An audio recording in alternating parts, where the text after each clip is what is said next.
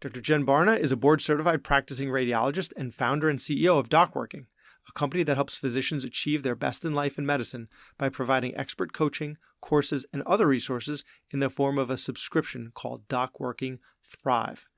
Jen and the two lead coaches at DocWorking, Dr. Gabriella Dennery and Master Certified Coach Jill Farmer, started DocWorking, the Whole Physician Podcast, in February 2021, now ranked as a top physician podcast. I've had a few physician coaches on in the past, and she's come the closest to convincing me to actually get a coach myself. We discuss why she started to start a business that revolves around coaching physicians without actually being a coach herself, and how she got it started, her other business ventures, including Kelse, that's QELSE.shop, which is an e-commerce boutique that creates designer walker mobility bags, stroller bags, and caddies. We also discuss some of her most valuable takeaways from having been coached herself, and why an outside coach should be an integral part of residency training. Dr. Barna's subspecialty is breast imaging, and she practices in the Northeast U.S. and has been since 2006. She earned her medical degree and completed her Diagnostic Radiology residency at the University of Tennessee School of Medicine, and she earned a master's degree in Molecular and Cellular Biology from WashU in St. Louis, and did her undergrad here on Long Island at Stony Brook University. Welcome to the Physician's Guide to Doctoring, a practical guide for practicing physicians. Dr. Bradley Block interviews experts in and out of medicine to find out everything we should have been learning while we were memorizing Krebs cycle. The ideas expressed on this podcast are those of the interviewer and interviewee and do not represent those of their respective employers. And now, here's Dr. Bradley Block. In healthcare, there are smart pieces of technology that businesses can't live without. Deputy has become one of those essential platforms for more than 250,000 workplaces. It's helping medical practices schedule their staff more efficiently to meet peaks in patient demand. And it makes it easy to adjust schedules when the unexpected happens, like staff calling out sick. You can use Deputy on any device on the go. Within a few minutes of picking it up, you'll see why it has hundreds of glowing reviews from managers and staff alike. To find out more and try Deputy for free, go to drpodcastnetwork.com/deputy. Dr. Jen Barna, thanks so much for being on the podcast. Brad, it's an honor to be here. Thanks for inviting me. Let's get right into the DocWorking origin story. And your business I find really interesting because there are a lot of physician coaches out there, right? They have an interest in it. Maybe they had a great experience themselves, so they take some courses, they become a coach. But that's not what you decided to do. You took your passion from that experience and did something a little bit different than what most of the physicians out there are doing. So tell us the DocWorking origin story. Okay, well, to go back a little bit, just to give you a little bit of my background and kind of what led me to this place. Actually, it goes pretty far back. When I was a resident and took my first job out of residency, I signed a contract. It was a 4-day work week, joining 2 other radiologists as an employed physician. It sounded great. Moved to this beautiful remote place. And when I got there, there were no other radiologists. They had not hired the other 2. It became, within a few days, a 7-day work week. It was, just kind of this relentless situation, which as a solo practitioner, the silver lining was I got feedback, immediately on everything I called. And as a new radiologist, that was great. And the other physicians were great to work with. If I called an appendicitis, within a couple of hours, I knew it was confirmed appendicitis. It was actually extremely busy. So that was a problem for me because I had 2 young children and my husband wanted to spend time with them. And it was a real struggle. I felt basically like I was just a rope in a tug of war or even a rubber band just being stretched to the limit. It was exhausting. And in the first year that I was there, I managed to fix the most serious of the problems. I recruited 2 other radiologists, but the stress and the apprehension and everything that came with that kind of shock, and then that decision to just go with it and just do my best to keep up until we could get more people in, which took actually a year later that the next person started, although we got someone remote partway through the year who was part-time. So anyway, basically, what I found was that even though I left after 2 years, what I found was that although I was much more careful and I learned a lot about how to choose a position and how to be careful in that way and what was important to me, even though my job choices got better and I went from academics and then into private practice with the group that I'm still with now, the sort of stress and the apprehension stayed with me. And I was aware of that. And I wanted to figure out better ways to balance my life and integrate, my home life with work. But really the only thing I knew to do is just stuff that down and just keep on working. And so that's what I did. And then while that was happening, I began to develop entrepreneurship as a creative outlet. And it was something that I wanted to teach my kids. They were by then elementary school, young middle school age.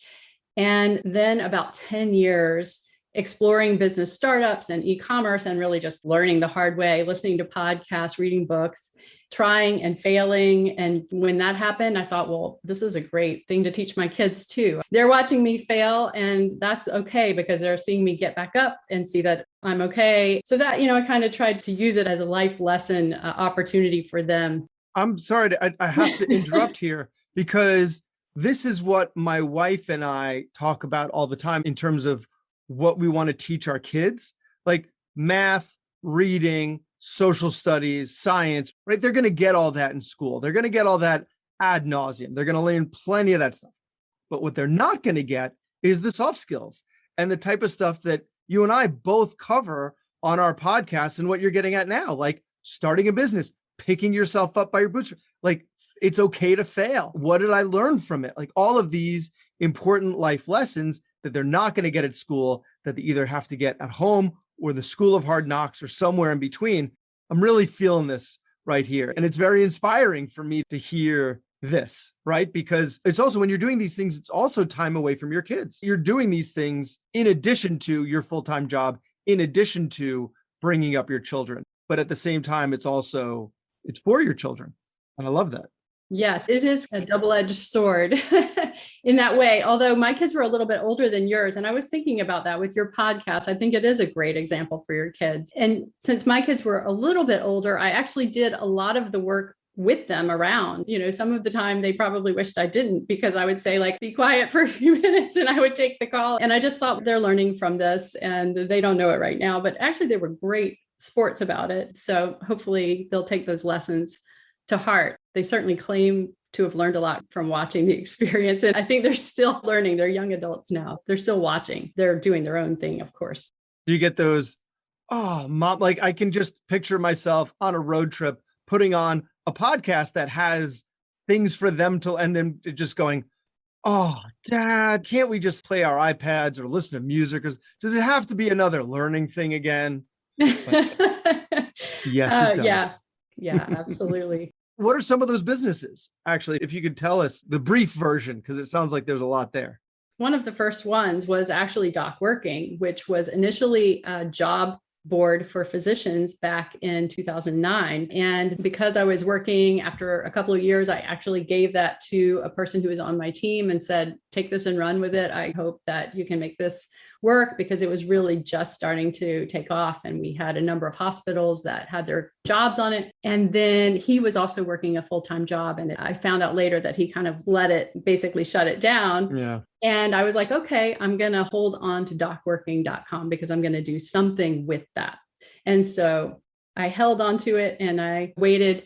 And then, I really got interested in e-commerce. And so I ended up creating a company that I gotten feedback from a number of people that are just people in my life who had disabilities or had a need to use a walker or a mobility device like a wheelchair. And they were saying, I'm looking for a really beautiful bag to use. And all I'm finding are these really ugly utilitarian bags.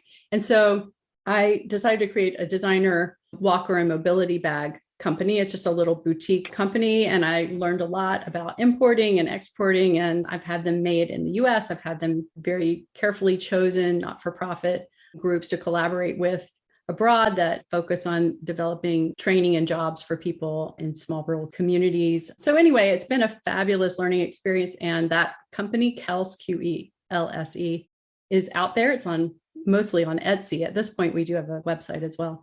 So that's just kind of a fun thing. At this point, I kind of count that as my 4-hour work week job.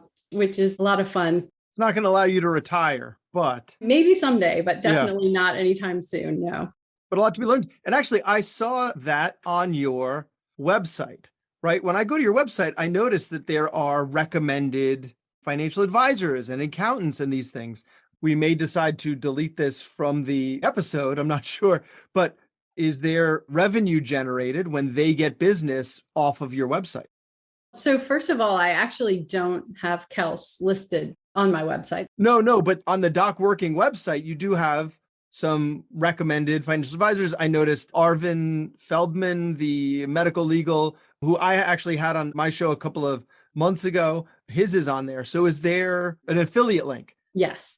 From your e-commerce background, that's just like in your blood now. Yeah, absolutely. Someone like me is, my website's just a jumping off point for my podcast, but there are opportunities there for some passive income. And, it's, you're putting your name out there. So you're not going to put someone else who is like an uncredible person, but it's still an opportunity for you. Yeah, that is the hope. Although actually the overhead is higher than I expected for this whole undertaking. And so really what I'm hoping is that it will begin to cover itself. Its own expenses. Oh. Yeah, and its overhead. So that's really my hope at the moment. But that is maybe in the long run, that will work out to be the case. I have really enjoyed reaching out and meeting people like Armin Feldman and some of the other people who are the trusted resources, including I have different categories there that I think are relevant. They're relevant to me, and I hope they're relevant to other physicians where we move around so much. It's just nice to be able to come somewhere where we've already talked and gotten to know these people. We've either used them ourselves personally or we have checked references. So we genuinely recommend them and we're careful about who goes there. And actually, they're really excited and support the mission of DocWorking, prioritizing physicians and physician wellness specifically. So what about DocWorking, right? Again, most physician coaches, or if they are believers in coaching, they become a coach themselves. But that's not what you did. So how did DocWorking? Now we know the origin of the name DocWorking, right? But how did you decide for my next venture, what I'm going to do is be a interface, be a way for people to find coaches that I know are great coaches? Well, so what happened is while I was doing all of these business things, I was thinking maybe other physicians are interested in this. And I was thinking, I'm going to try to learn these skills and bring them to other physicians.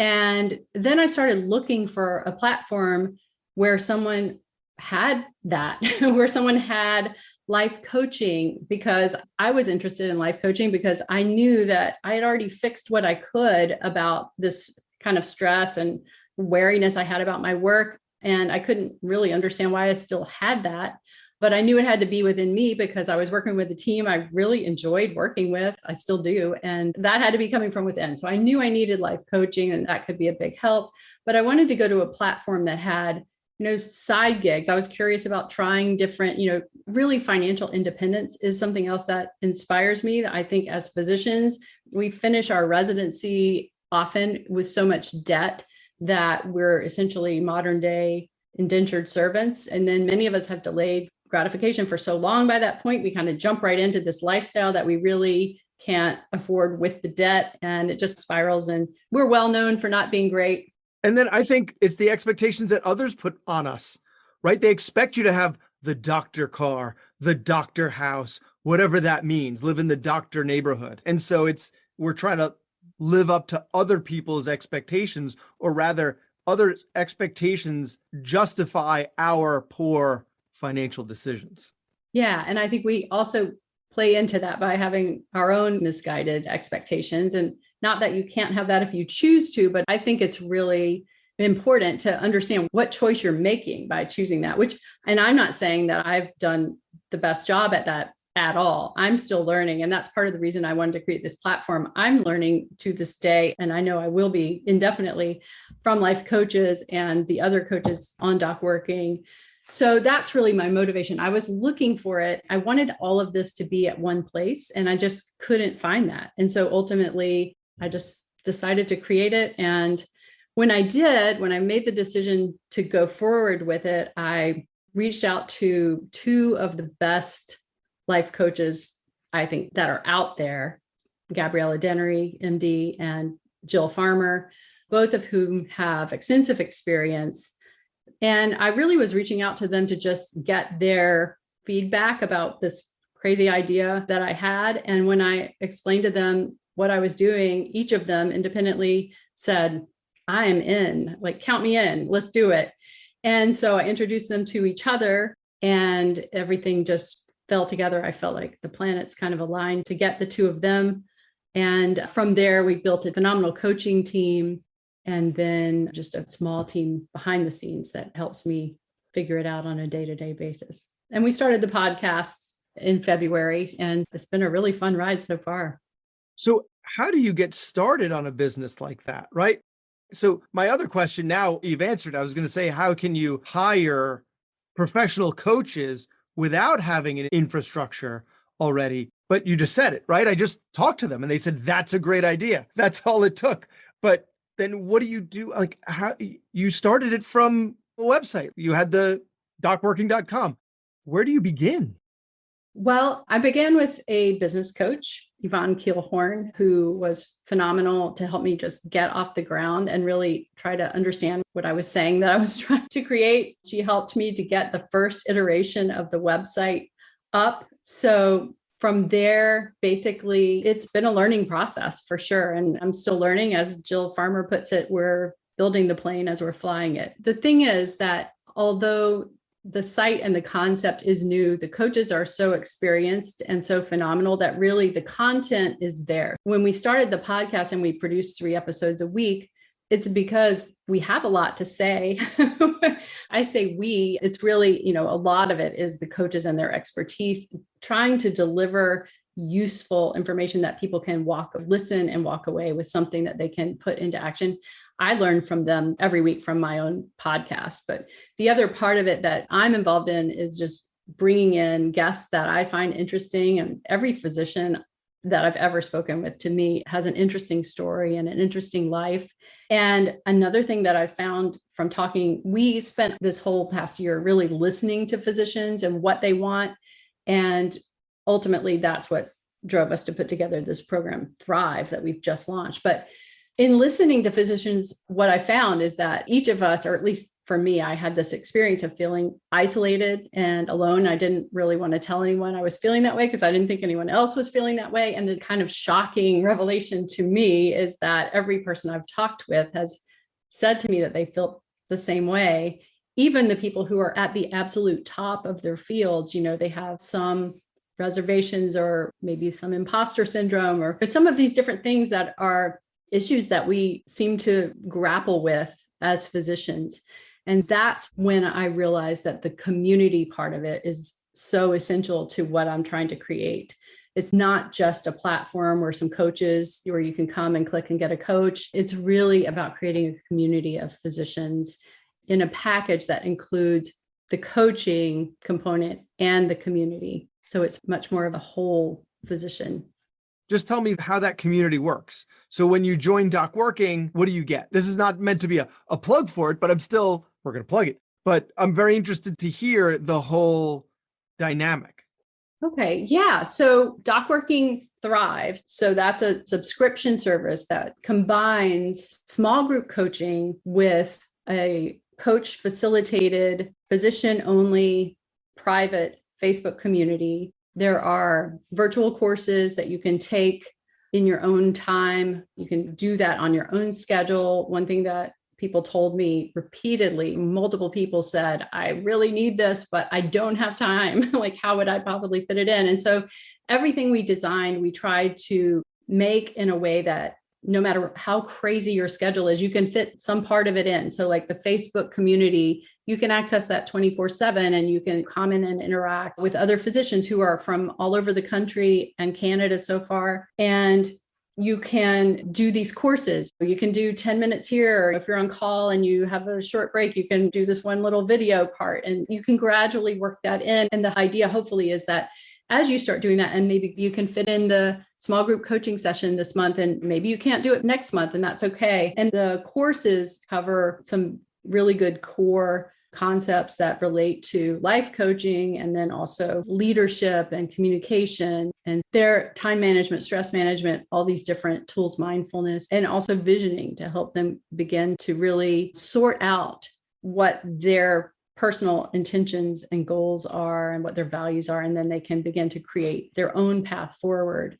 And really, the other idea is that there are a team of coaches here to support physicians, and that every physician should participate, because no matter where you are on the spectrum, age-wise or where you are in your career, whether you're looking for moving to the top of your field or whether you're looking for getting through the week and like how putting dinner on the table, there's parenting. The team really has a lot of depth to support people at all different levels. And what you might need this week might be different from what you're looking for a month from now or next year. And so the idea is that people are always growing, and we're here to support each other. We want to build the community so that people have long-term friendships and mentorship, which I think physicians naturally are inclined to do. So that's what we're building, and that's what we're offering. That's the gist of it. There are some other parts of it, but the idea is for people to come into it and then stay in it long-term,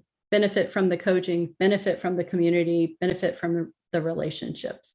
This question, I hope, still makes sense, because you just described a whole huge gamut of things that are being covered. But for you personally, what have been some of the biggest takeaways from your coaching experience of having been coached? Well, that also was a major motivating factor for me in terms of the life coaching part of this program. Because what happened to me was that when I started working with coaches, I knew, as I said before, I knew that I had some kind of deep-seated issues that I was trying to sort out and I didn't understand. And as it took time for me to really understand the tools that they were giving me and trying to understand how to best use those. But once I began to really get an understanding of what they were showing me and use those to gain some insight into my own thinking and my own choices, it was really transformational for me. I basically had this mind shift that I did not anticipate. So when I first started working with coaches, my expectation was that I was going to leave medicine. That's really where I was. And the business, I think on some level, I was thinking, well, I'm going to probably segue into some kind of business and leave medicine. And as I started working with them and really understanding what's important to me, and it's more complex than that, of course, but basically I realized that I didn't want to leave medicine. I just needed to make everything work together and to create some boundaries. And basically there's a way to do it so that you can do the things that are important to you. And I was able to find a way to balance the medicine and the things that are most important to me, especially my family and time with them, and making that a priority, as well as the business. Well, that's a good segue into my next question, because I still don't have a coach. And I feel like I'm the only one. Therapist, yes, I have one of those. Coach, no. So convince me why I should have a coach. Well, I love that question. That's a great question. First of all, of course, I'm sure it doesn't surprise you that I think that everyone on the planet could benefit from having a coach. But why physicians and why you would benefit from having a coach? First of all, if you think about it, elite athletes have coaches and they excel, and we know that. Star actors have coaches, and top business people have coaches, and coaching is used in the C-suite with great success. And what do physicians have in common with those three groups of people? We're high achievers, we're lifelong learners. We're driven. Exactly. We're driven, and we want to continue to improve. And also we get ourselves trapped in these ways that coaching can actually really help us to utilize tools to better use our skills and to better use our time, which we can't produce more time. So however much time each of us is given, that's it. That's a finite resource. And I think physicians, more than anyone I know, value their time. And so I think for someone who's interested in improving their interpersonal relationships, improving their quality of life, working with whatever it is they choose to do in life, a sense of purpose, decreasing emotional exhaustion and symptoms of burnout, all of those things can be helped with coaching, including visioning and reaching career goals, whatever your career goals may be. Yeah, I like the idea of visioning. Like, Yeah. what do I even want? Like, I could just continue seeing patients until I retire and that's it. But clearly, given that I have this podcast, that's not enough for me. So what do I want? I have no idea. So you're saying like the visioning can help me figure that out, focus that, and then come up with a plan for getting there. Absolutely. And I think it's so easy to just kind of get in this pattern where you just don't think. You just get up, you just go, you just, do this overwhelming amount of work and do your best to help your patients. And then at the end of the day, you try to do everything you're supposed to do with all of your other commitments. And you want to have that quality time with your family and everything else. And you tend, I think, my personal experience and from talking with a lot of people, I think I'm not alone. We get in a position where we're neglecting ourselves. And it is a situation where it's, as they say on the airlines, put the mask on yourself first. Everyone's depending on you. And so if you don't take care of yourself, ultimately that doesn't serve anyone well. So I think taking that step back to realize I am I have to prioritize my own well-being for the sake of everyone else. If I won't do it for myself, at least do it for everyone else. Pause and make that a priority. And then, as you said, really begin with coaching. Coaches are basically like trusted partners who can just help you. You're going to make your own decisions, but they're going to just maybe show you something that you're not seeing about yourself and help you to reframe things in a way that can be really useful. Okay, I'm getting there. I'm getting convinced. I was thinking that career coaching could be part of residency training, right? Like not 3 sessions a week for your entirety of your residency, but like having someone who's not part of the residency training program, who's just a business coach, a career coach, a life coach, whatever that residency thinks would be most appropriate for their residents, or maybe the residents themselves can choose. But like, a session, a semester, right? Just sit. Where are you now? Where are you going? What do you want? What do you like, right? What would the overhead be for something like that within the grand scheme of residency training?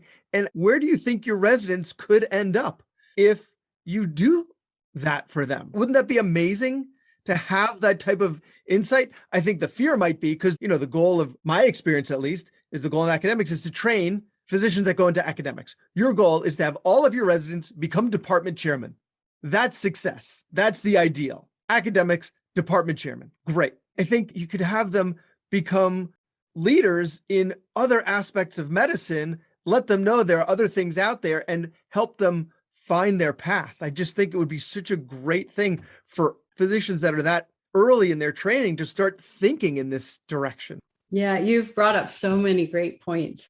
And so first of all, the first thing that you said that caught my attention, well, in addition to the residency, and I'll talk about that in just a second, talking about residents in this program and why Thrive is actually designed to accommodate people at all stages, including residents, in a really phenomenal way. But also you said outside of the program, and I think that's really key because that's something else that I feel, and I've heard it repeatedly from other people. We don't want to go to a program, a wellness person in our own hospital or in our own practice. Like we want some privacy. We want to share our experiences with other physicians, but not necessarily in a closed group of the physicians we work with. The reason that we all feel isolated is because we don't want to talk about these things. And obviously we don't have time to talk about it at work anyway. That's when we're seeing patients. There's no time. We don't go stand around the water cooler. Like that's just not built into our day. Like we don't do that. So the reason why this is, I think a phenomenal idea to include residents in this program is that number one, the idea is that we are trying to design it so that it's all stages of being a doctor, from residency to even we have people post-retirement who actually, we have one person who just said to me recently, he retired early and he said, if I had had DocWorking Thrive, I might not have retired early because it's just something that really, I think, turned his head because he said, I just never thought these kind of resources were out there. So anyway, though, if as a resident coming in, you'd have 2 huge advantages. One, time is on your side. And so like for those of us who are just figuring this out a little bit late, better late than never, there's no bad time to start making the best use of your time. But obviously the earlier, the better. That's like the best of all worlds.